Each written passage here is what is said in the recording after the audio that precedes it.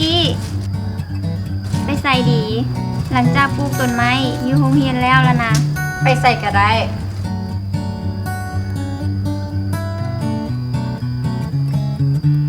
ไปเบิ่งหนังบอก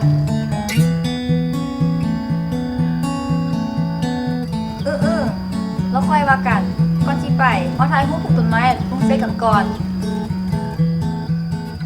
สร้างภาพ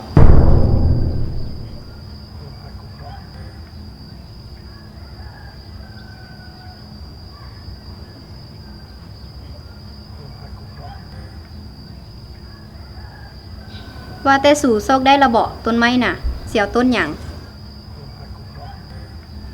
ไปโซกเอาต้นหมกม่วงที่วันป้าหุบเกาหั่นล่ะ โอ้คือสิได้กินมะม่วงน้ำอยู่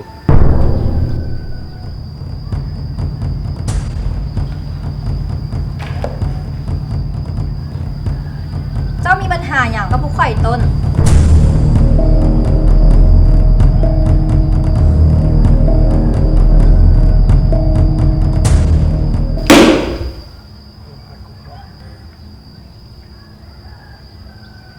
บ่ได้มีหยัง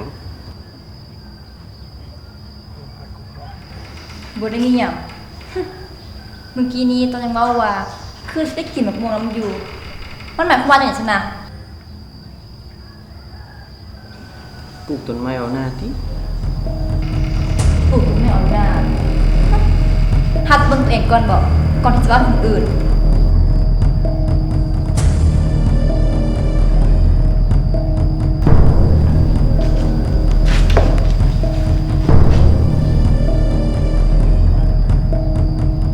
ก็ปกติดีอยู่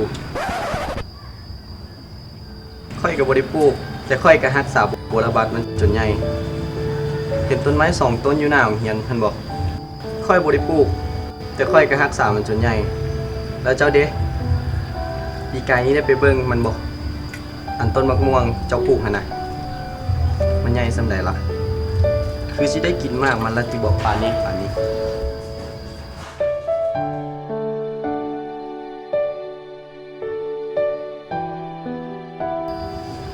โอ้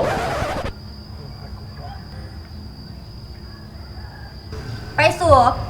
ไปซอกกินข้าว